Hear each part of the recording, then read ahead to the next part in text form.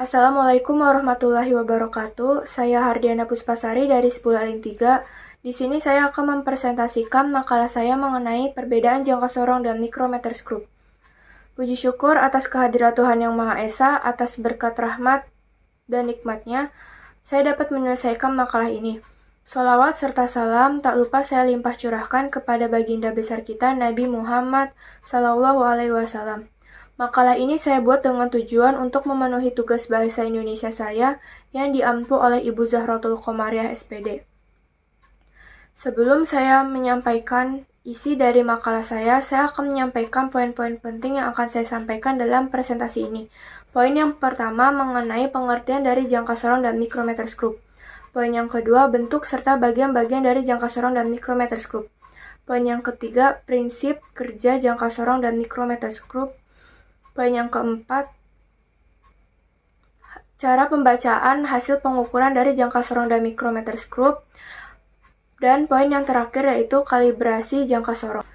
Pengukuran merupakan suatu kegiatan membandingkan benda yang diukur dengan beberapa skala yang asli. Dalam mengukur panjang suatu benda, selain memperhatikan ketelitian alat ukurnya, juga perlu memperhatikan jenis dan macam benda yang akan diukur. Jika benda yang diukur memiliki bentuk yang besar, maka pengukuran tidak memerlukan ketelitian yang besar. Contohnya mengukur meja, mengukur suatu ruangan, mengukur suatu jenis bahan tekstil, maka alat yang digunakan cukup penggaris dan roll meter. Namun, jika benda yang diukur memiliki ketelitian yang tinggi, maka alat yang digunakan pun harus memiliki ketelitian yang tinggi, serta skala terkecil. Contohnya mengukur diameter bola, diameter balok, diameter tabung, mengukur diameter kedalaman tabung, maka alat yang digunakan adalah micrometers group. Dan untuk dua kemampuan terakhir secara spesifik bisa dilakukan untuk alat ukur jangka sorong. Pengertian jangka sorong dan micrometers group. Jangka sorong atau vernier caliper adalah suatu alat ukur panjang yang dapat mengukur panjang suatu benda dengan ketelitian hingga 0,1 mm. Jangka sorong pula dapat mengukur panjang benda maksimum 20 cm. Sedangkan micrometers group adalah alat ukur panjang suatu benda yang memiliki tingkat ketelitian tertinggi. Tingkat ketelitian mencapai 0,01 mm atau 0,001 cm. Bentuk serta bagian-bagian dari jangka sorong dan micrometers group. Secara umum, jangka sorong memiliki dua bagian, yaitu rahang tetap dan rahang geser. Selain itu pula, jangka sorong memiliki dua skala, skala utama yang terdapat pada rahang tetap dan skala nonius yang terdapat pada rahang geser. Micrometers group pun sama seperti jangka sorong, yaitu memiliki dua skala. Skala utama yaitu skala pada pegangan yang diam atau tidak berubah, ditunjuk oleh bagian kiri pegangan putar micrometers group, dan skala nonius yaitu skala pada pegangan putar yang membentuk garis lurus dengan garis mendatar secara diam dikalikan 0,01 mm. Berikut bentuk serta bagian-bagian dari jangka sorong dan micrometers group. Seperti yang terlihat pada gambar, untuk bagian pertama terdapat batang utama atau main beam. Biasanya jika ingin melakukan pengukuran, bagian yang dipegang adalah batang utama ini. Untuk bagian kedua merupakan batang geser atau sliding beam. Di bagian batang geser ini terdapat skala. Untuk bagian yang ketiga adalah rahang dalam atau inside jaw. Rahang dalam ini berfungsi untuk mengukur diameter luar dari sebuah benda, misalnya mengukur lebar dan tebal suatu benda. Rahang dalam ini bentuknya dapat digeser yang terdiri dari rahang tetap dan rahang geser. Untuk bagian keempat terdapat rahang luar atau outside jaw. Fungsi rahang luar untuk mengukur suatu diameter dalam suatu benda. Untuk bagian kelima ini adalah batang ukur kedalaman atau depth rod. Batang ukur kedalaman ini memiliki kegunaan untuk mengukur kedalaman suatu benda. Bagian keenam adalah penggeser atau slit, dan bagian yang ketujuh adalah pengunci atau lock.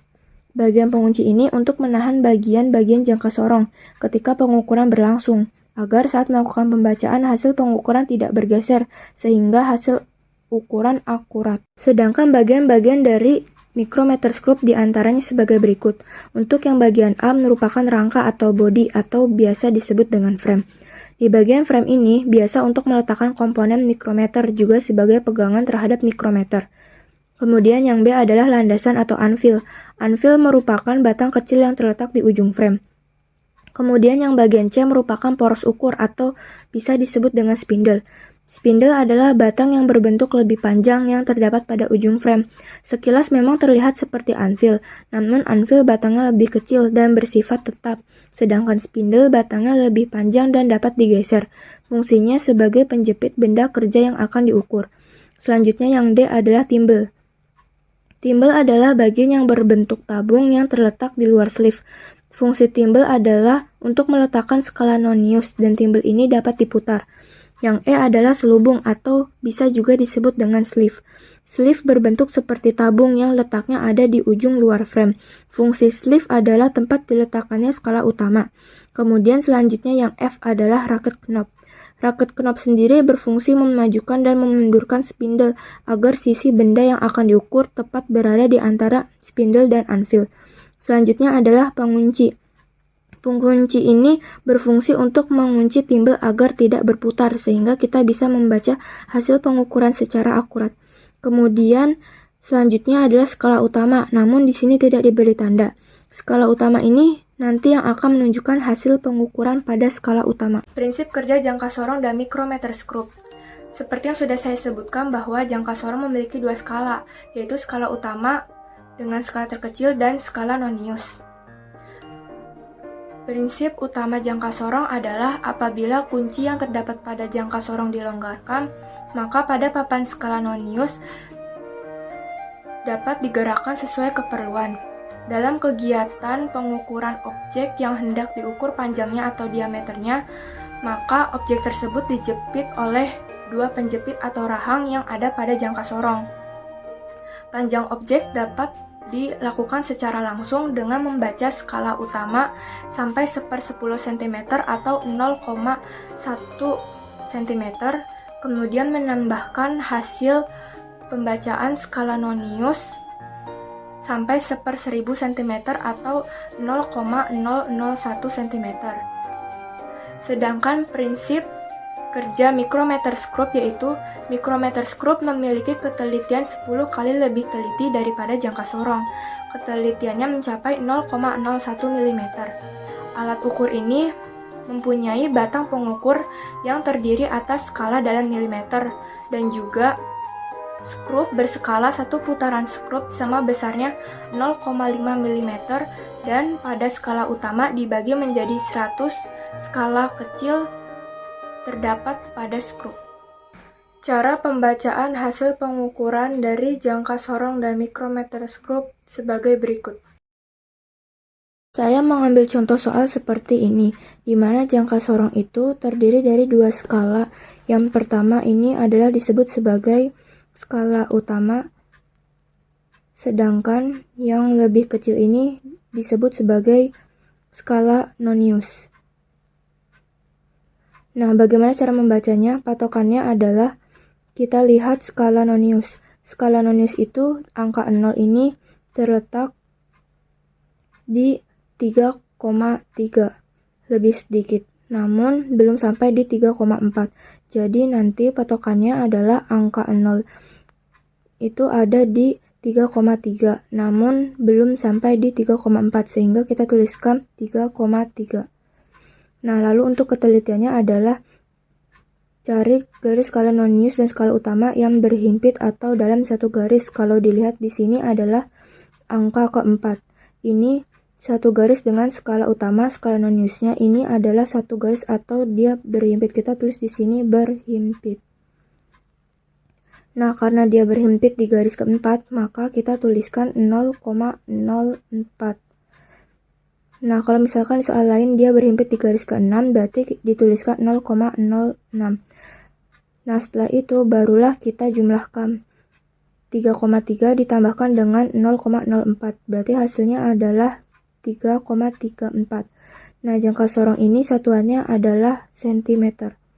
sehingga kita bisa dapatkan untuk perhitungannya atau pembacaan dari jangka sorong tersebut adalah 3,34 cm. Untuk micrometerscope, saya mengambil contoh soal seperti ini. Untuk micrometerscope sama seperti jangka sorong, di mana mempunyai dua skala. Ini adalah skala utama, sedangkan yang ini adalah untuk skala Nonius. Nah, untuk membacanya dalam micrometerscope, kita lihat patokannya adalah garis yang ini. Kita lihat untuk garis yang ini, pada skala utama dia sudah melewati 5. Nah, ini ada 5,5, berarti dia sudah melewati setengah atau 5,5. Nah, kalau misalkan garis ini adalah masih di sekitar sini, melewati 5, maka kita tuliskan 5. Karena dia sudah melewati 5,5 atau 5,5, berarti kita tuliskan 5,5. Nah, untuk ketelitiannya, kita lihat garis pada skala utama. Dia berhimpit dengan skala Nonius pada garis ke-20, dan yang ini adalah garis ke-21, dan yang ini adalah garis ke-22. Berarti dia berhimpit di garis ke-22. Ini untuk patokannya dari garis yang berhimpit satu garis dengan skala utama, yaitu skala Nonius. Karena garis ke-22, maka kita tulis 0,22. Misal, ada soal lain dia berhimpit di garis 31, berarti kita tuliskan 0,31. Setelah itu, kita jumlahkan, berarti 5,72. Nah, untuk satuan dari micrometerscope adalah milimeter, sehingga kita dapat dalam pembacaan micrometerscope adalah 5,72 mm. Sekian presentasi yang saya sampaikan. Saya harap makalah yang saya presentasikan ini dapat memberikan informasi, wawasan, serta ilmu pengetahuan tambahan bagi para pembaca dan penonton. Saya memohon maaf apabila ada kata-kata yang kurang sopan. Sekian dari saya. Wassalamualaikum warahmatullahi wabarakatuh.